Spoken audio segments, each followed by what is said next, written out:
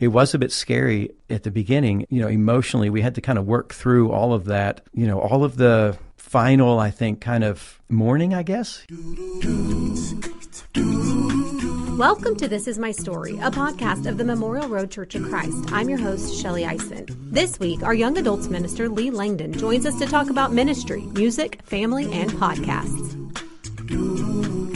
What made you decide you wanted to work in ministry, and what kind of ministry have you done? Well, I graduated Harding University with a degree in music, and I thought music was going to be my future. I had a plan to attend Oklahoma City University and get my master's in opera performance and then music. As I was waiting for that semester to start in the fall, it was in January that somebody at church where I was attending, Dayspring Church at the time, Mark and Sherry Lee Woodward, which some listeners may know, came up to me at church one morning and said, "We need a English teacher in Germany in 2 weeks. Would you be willing to go?" And I was just waiting around. I was working in a coffee shop, and I thought this is a great opportunity to go to Europe. So yeah, I took it. 2 weeks later, I'm in Germany working with a church, teaching English, business English, regular English. And it was while I was there, I kind of caught the ministry bug, and I realized I kind of had been preparing for that, but I didn't realize I was. I had a missions minor at school, and so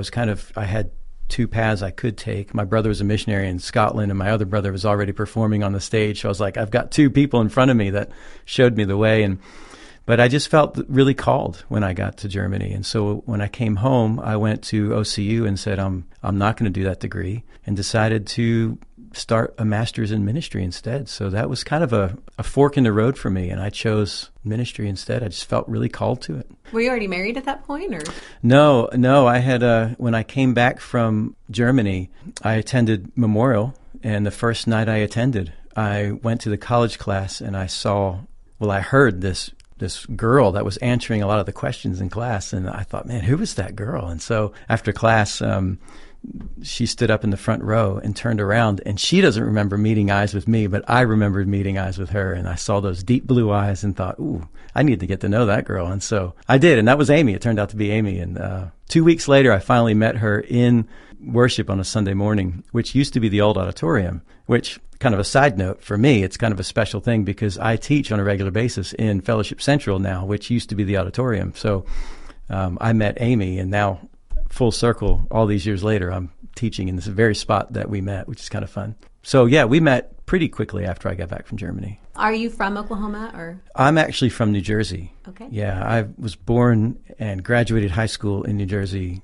My family kind of all derives from Philadelphia, but I went to Harding, kind of got me into the South. Both my brothers attended Oklahoma Christian, and so... You guys were in Chicago for a little bit? Yeah, Chicago was great. It was kind of our second ministry trip, our second ministry position, and we loved it. Such good people there, and didn't really know what Chicago was all about at all. All I knew was what I'd seen in the movies. But yeah, we loved it. We were in youth ministry for a little over 20 years. And that was just one of those stints in youth ministry that we were so green, we felt like, when we got to Chicago. And then they really took care of us and really learned a lot about ministry in Chicago. It's a great place. Talk about your time in youth ministry, just kind of good memories of that, or just moments you've learned from that. I was always kind of one of those young at heart kind of guys. And so youth ministry made sense for me. I loved playing games. I loved coming up with games and just hanging out, watching movies. But I also remember being really moldable at that time when I was a teenager. And so when I was offered a position in youth ministry, I immediately dreamed that was something I could do because I knew how to do it. I related to it really well. And I loved planning trips. I loved going on various excursions, whether it's on a mission trip somewhere. Like we did a mission trip in St. Louis one time when we lived in Woodward. And man, there's something about taking a group of kids out of their element and going to a place where they can discover, and I'm discovering too, as we do this, but learning these new people, these new environments, seeing how God is working in different places. There's something that changes you inside. And I always loved creating those opportunities for students to be a part of that. And there's so many of those. I mean, they're countless. When you do youth ministry for a number of years, it's just over and over and over again. And camp was always a huge part of the transformation of students. We know from research that is and continues to be that way. And so camp was always really, really special. And one of the things that we would do at our camp every year, when you go to camp, athletics can be really strong. And there are lots of other things that can be really strong, but a lot of times music gets pushed to the side. And so when we were doing camp for the last 15 or so years in Burnt Cabin, every year we did a show during lunchtime and dinner time. We called it, so it was at Burnt Cabin, and we called it Cabin Fever. So it was just kind of a take on Burnt Cabin. But we had such a good time inviting students to bring their talents every year to camp and share them. I'm a big believer in Matthew 25, where we're all given different gifts, and we need to be using those and exploring those and offering them to God and allowing Him to use those in big ways. And we shouldn't be sitting on those things, So it was just a way to encourage that. And there's so many things you can do at camp like that with sports and with other things too. And so camp is just one of those dynamic places I've always enjoyed in youth ministry. Let's talk about your family. Yeah. You guys was it last summer that was so busy for you? 3 weddings and... Yeah, it was a couple of summers ago, but yeah, we had 3 weddings in one summer. So you have 4 kids, 3 boys, yeah. 1 daughter. Yeah. They are all young adults now. Yeah. Yeah, well, as a young adults minister, it's kind of funny because all of our kids are in the setting again as they were in youth ministry, and now here they are again.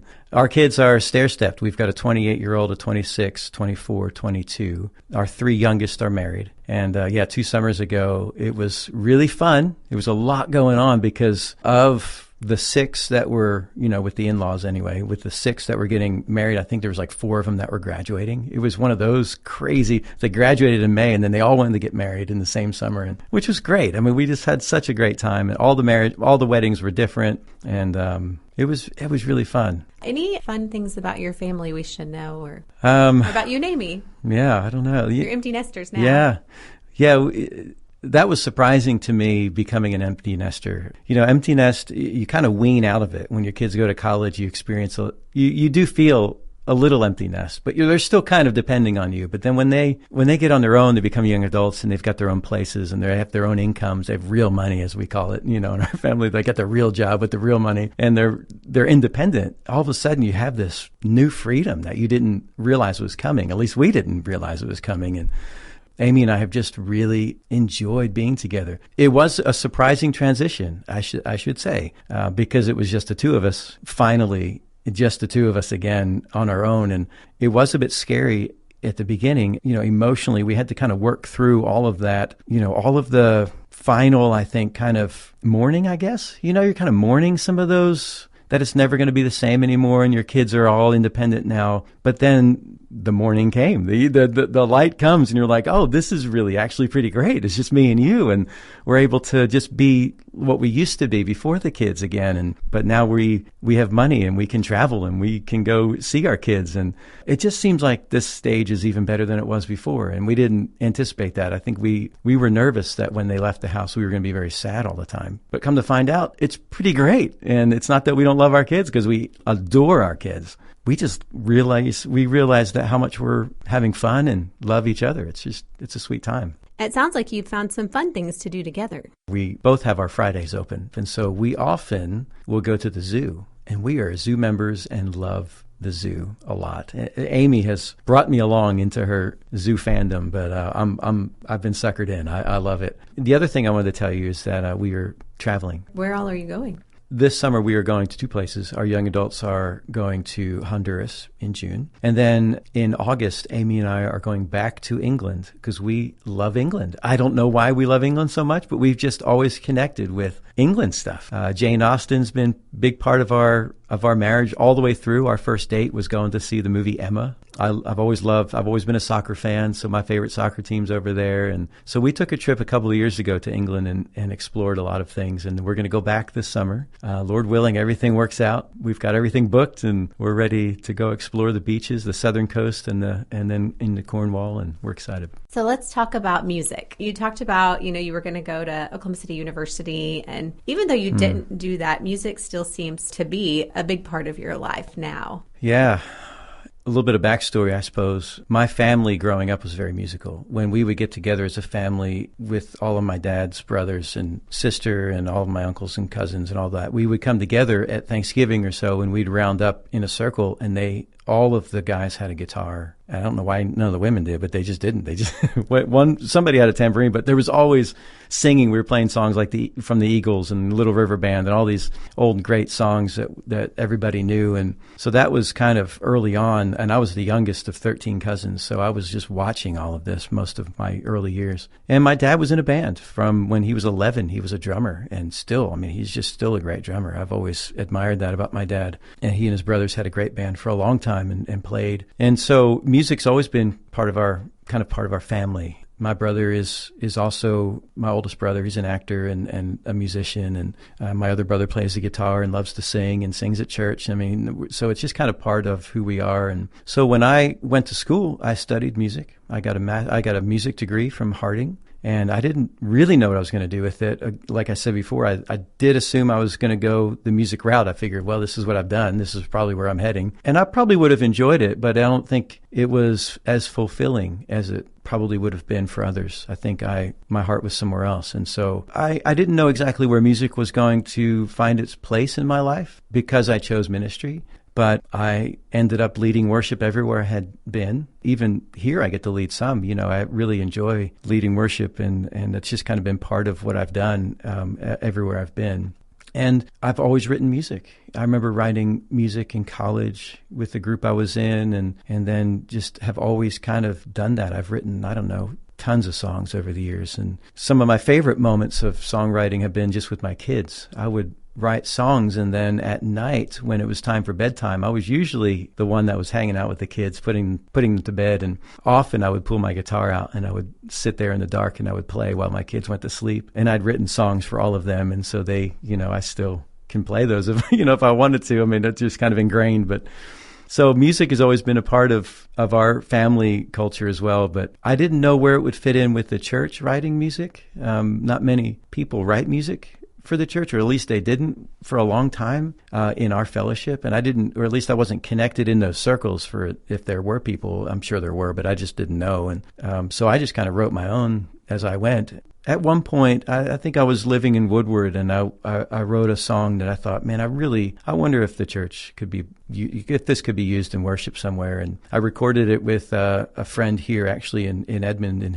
his old studio, and started arranging music and started doing that. So I was able to do that. And it's happened a few times where that's been a real neat treat for me, to be able to write a song and its blessing to other people. I know what music is for me. I know when somebody writes a song, I hear it on the radio or whatever, and I take it in, and it becomes part of who I am, and I memorize the lyrics, and it's part of, to think that God might be able to use me in that way to create a song that might be the words that somebody else needs. That's just a gift in and of itself, Yeah. Do you have a favorite song that you've written? I don't know. That's a hard one to say. They're all somewhat special and unique to me. And kind of hit different points in your life, maybe? Uh-huh. Yeah, I feel like songs are kind of timestamps, like they, I don't know, there's a moment in time where you're writing a song about something or remembering a moment in time. Like there will be songs I've written about Amy, thinking about a memory of when we got married or something, or there's one I have called Mason-Dixon Line that's all about leaving New Jersey and going down to getting married in Missouri, and it's all about that trip, But it's a kind of a timestamp in that moment, and so it's hard for me to say because they're all, there's a lot of special ones. I would say a special one recently is The River. I've really enjoyed that song, I think just because probably it's the most current. Stephen and I recently got to play it at OC. That was really fun, but I think it's just one of those songs. It's based on Psalm 46, and every time and Revelation 21 and 22, and it's Ezekiel 47. It's like all of these passages of Scripture, and every time I read those passages, I just kind of go back to that song, and it's kind of connected to that. So I don't know. Do you sit down to write a song, or does something just kind of hit you and you're like, oh, I need to write this down, or kind of what's that process like for you? Yeah, I mean, you'll probably hear this from every songwriter that it varies, it varies. But there is a thing where I can just be thinking, man, I think I want to write a song about that. And I'll just start thinking about melodies or if there's a phrase that I think that comes to mind. I'll just start trying to work out a melody in my brain. Usually they start in the car while I'm driving around, honestly. That's where a song idea will start. And then I'll put that idea into my phone, honestly, while I'm driving. I probably shouldn't do that, but it's true. I'll just record it in my phone at some point, oftentimes when I get home. And then I'll sit down at the piano or the guitar and I'll try to work out maybe a chord or something that goes along with it. And then just keep bringing the ideas out. It's like, I don't know, you're just kind of following a thread as you are pulling it and seeing where it goes. And part of songwriting for me is like putting together a puzzle. You're just trying to make sure you're putting all the pieces in the right spot. And, sometimes you feel like you've got a piece and it looks right, but it doesn't quite fit right. And you just keep working it until you feel like, oh, that's it. And I love that part of songwriting, is trying to really get it to where it's exactly what I want and saying exactly what I want it to say. I would jump back to ministry. So you worked in youth ministry for a long time. Now you're young adults minister. Kind of compare the two, and what do you love about what you're doing now? Well, youth ministry was really fun, and I loved it. And we spent a lot of time with teenagers doing a lot of different things. And when you're in youth ministry, you feel like parents are there, but you have a lot of responsibility. You feel like you're in charge of all of these people, and you've got to take them all places and do all these things. Where young adult ministry, on the other side of that, is it's a win if we have a young adult that's championing something and they plan the whole thing, and I'm just kind of supporting them and helping them succeed in that. Or we say, hey, let's go on a float trip, and they all meet at the float trip. I mean, I don't have to drive a bus or anything. That's fantastic. But I love seeing our young adults success and be adults, because they're adults. We call them young adults, but really they're adults, and they may have entered into this new chapter, but they're fully adults. And so I just love seeing them kind of grab their faith and say, this is my faith. I'm going to own this. I'm going to own what it means to be a member of the church and plant my roots and become a strong member who's attending, who's supporting, who's, giving and doing all the things that I need to be doing as a faithful follower of Jesus who's now an adult. And, a lot of young adults realize pretty quickly after college, wow, this adulting thing is harder than I thought it was going to be. It's a challenge. I mean, like my first apartment and paying bills, and I don't know if I like my job, and how do I deal with my parents now that that's kind of different as well, because I'm not depending on them, but yet I still have to have this relationship. And there's so many things that changes when you become an adult, a young adult. And so I love walking alongside of young adults and helping them, thinking through those things and just having coffee. I mean, it's one of my favorite things to do, is sit across the table from a young adult and we just talk about life. One of the things that you've done is the Young Adult World podcast. Yeah. So I want to talk about that. I think a lot of us have heard about it, but if people haven't heard about it, kind of tell us what that is. Yeah, the Young Adult World podcast we call it a ministry of the Memorial Road Church of Christ, and kind of connected to our young adult ministry here. But it was kind of originated out of this. How do we continue to connect with each other when we're not in the same space? Young adults are very transient. It's like they love to travel on the weekends, doing whatever they're going to. I love it. I think it's fantastic. So they're not always here, So how do we create something that allows them to learn about each other and connect with each other in a way when they're not able to be around? And so there's that. And our Young Adult World podcast is first and foremost learning the stories of our young adults. I mean, that was the original idea. We want our young adults to know each other. So everybody has a story to tell. Everybody's life is important, and they come from somewhere. And so we wanted to hear their origin stories. Where are you from? What makes you you? And it's kind of a discussion starter. When you walk into a room and you've heard a podcast episode of somebody who's in the room, you can remember what you've heard on the podcast, and gives you something to talk about, ask about or whatever. So there's lots of reasons for it, but it's fun. And we also do some bonus episodes occasionally. We did one last season where it was about buying a home, and we had two people in, a realtor and a mortgage lender, and they talked about the process of buying a home. What is it like to do that, and what are the things we need to think about as we go through, and how do you know when, and how much money do you need, and all those kind of things. Stuff that young adults need to learn about and hear about. So trying to get into their world, explore it. I'm not a young adult anymore. They could all be my kids, in that sense. But they do allow me to be a part of their world, and I like to explore it and try to understand where they are. My last question is, do you have a favorite hymn or worship song? That's such a big question. I know you asked this question. So I'm going to say a couple, if that's okay. The first one is Come Thou Fount. I've always loved that song. there's something just really special about it. I don't. Obviously, the lyrics are wonderful, but I think it's tied to a lot of memories with growing up in Tabernacle, New Jersey, and listening or singing along with our church family. That was one I always look forward to singing. But it's just a special song. Recently, I have really enjoyed All the Heavens. It's a song that I learned here. Actually, it just points to God. I love the Psalms, and when I think about all of the Psalms that are written, and specifically when I think about the Psalms that David wrote, and these are a long time ago, and we're still reading them and we're still singing them, those are really still special songs to us even today. And that's the power of music, and the power of song is really important. Lee, thank you. Yeah, thank you so much. We hope you not only enjoyed this week's interview, but that you've enjoyed Season 1 of This Is My Story. This will be our last episode for this season as we take a break for the summer, but we do plan to return. In the meantime, if you haven't already, check out the Young Adult World podcast Lee talked about. We'll put a link in the description.